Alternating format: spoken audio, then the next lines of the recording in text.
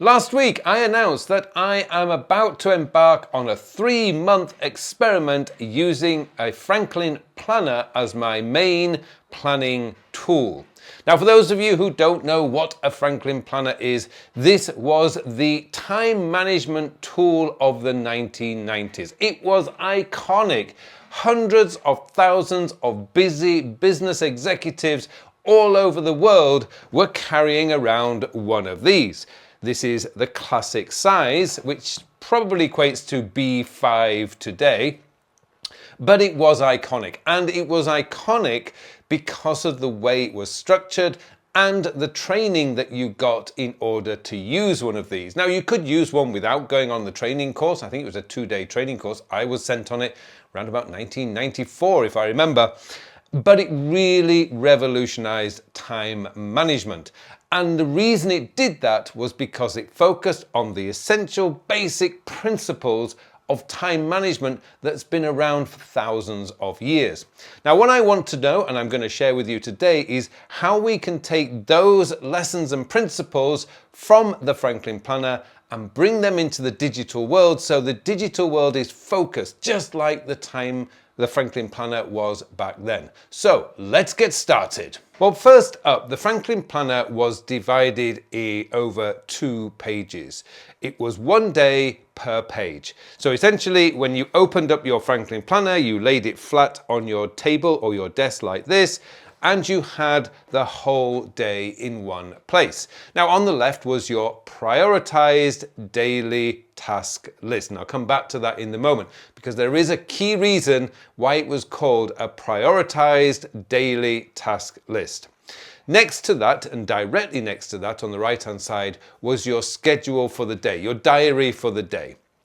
And then on the right-hand page was a page for your daily notes. So if you had a meeting, a telephone call, or you just had some ideas, you would write them down on that right-hand page. Now, that's all fairly good. I mean, it's fairly straightforward, pretty obvious where if you bought a Franklin Planner, you would open it up and that's how you would do it. The question is, how would you do this in the digital world? Now, let's just go back to the prioritized daily task list and why it was called that. There was a very good reason why they did not call it your task list or to-do list. Because task lists and to-do lists have random stuff on them. It could be things like do the laundry, pick up my prescription, wash the car, put air in the tires, etc. I've seen this in digital tools today. There is so much random stuff in there, stuff that I can tell when I'm working with one of my coaching clients that they're never going to get done because there's no urgency. The prioritized daily task list was for the tasks that absolutely really should be done today. Now, Franklin Covey and Franklin Planner system used a 3-pronged approach. There was your must-dos, your should-dos, and your could-dos. Those were really the only things that actually went into your daily prioritized task list.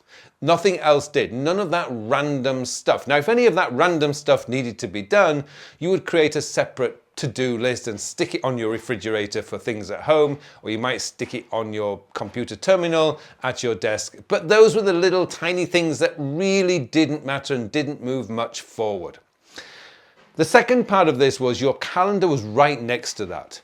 So when you did something that was critical to the Franklin Planner, was you could see your appointments for the day before you even started the day. They were there, they were right in front of you. So if you had 6 or 7 hours of meetings that day, you know that your prioritized daily task list had to be kept short because you would not be able to do 20, 30, 40 tasks if you had 6 or 7 hours of meetings or you were away on a training program.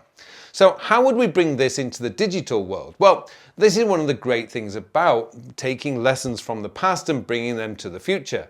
Prioritize daily task lists. Now, you can actually create for yourself a today list in your task manager. I'm using here Todoist, but you could use TickTick, you could use Microsoft To Do, you could use To Do, which is the French spelling, I think, or Swiss spelling.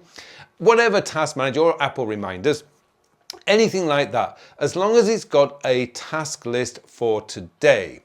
Now, the critical part of this is that you have to actually meaningfully and intentionally choose tasks that you will do today, not just putting random stuff in there, dating it and hoping you won't forget it. Franklin Planner covered that by using what's called a monthly index of tasks that were divided between personal and professional. Well, that's for another video.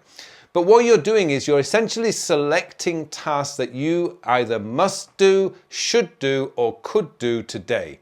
Now, the must do probably takes care of itself. I mean, it must be done today. Should do is, well, if I get time, I'll get to these. And could do is really context based in the sense that, well, okay, I need to pick up my prescription, but I also need to put some fuel in my car. So as I'm going to the gas station, or petrol station, as we call it in the UK, gas station just does not work for me.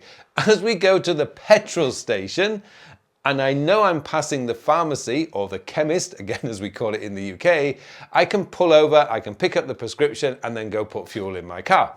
Okay, so that's a could do task. You know, I could do it because I know I'm going to be in the area. So it's context based. There you go. You see, getting things done was not unique. It was already thought of with the Franklin Planner.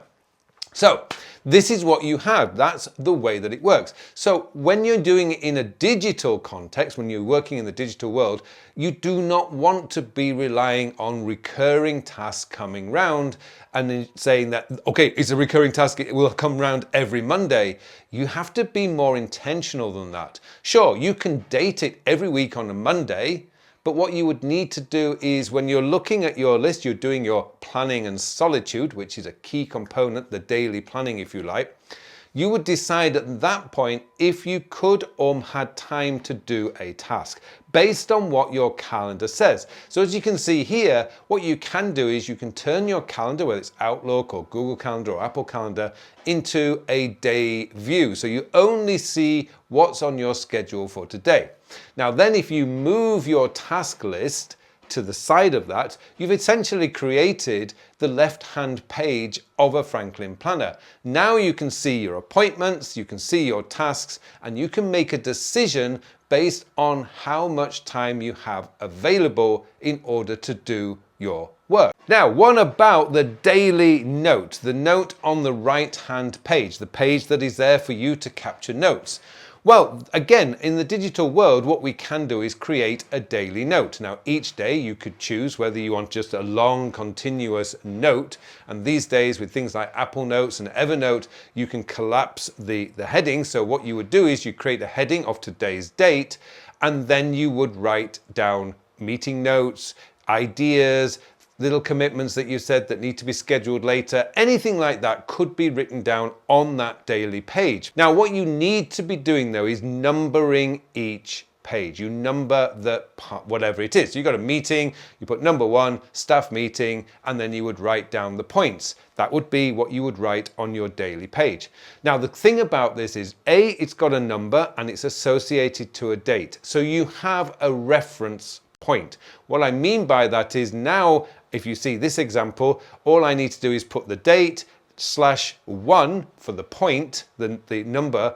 Now that gives me a reference point. So now if I create a task in the future, say in 1 week's time, that I need to do something, that details of that something would be put on that reference number. So in this case, I'd put the date /1 next to the task. That then tells me where to go. That means you can do this digitally perfectly well. It also makes your daily note, if you're using a digital daily note, it actually makes it work because now you've got reference. Now you can come back to it wherever it is. So in Evernote, for example, I can have my daily note there, I've got the date, I've put /1, that can now actually be put into my Todoist, which I'm using as the reference point for the task.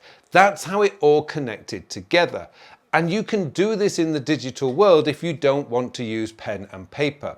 But the critical part of this was that you actually, every day you did your daily planning.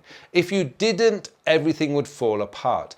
But it only took 5 or 10 minutes. Once you got going with this, it only took 5 or 10 minutes to do your planning and solitude, and that was always your number one task. I've been doing this now for 2 weeks. What I generally do, because I like to do my daily planning in the evening, I like to finish here in the office in the studio, go through into the living room, sit on the sofa and get my pens out, because I usually carry my Lamy 2000 fountain pen in my planner, and it's a joy to write with, by the way. And those of you who have a Lamy 2000, you know how joyful it is to write with one of these.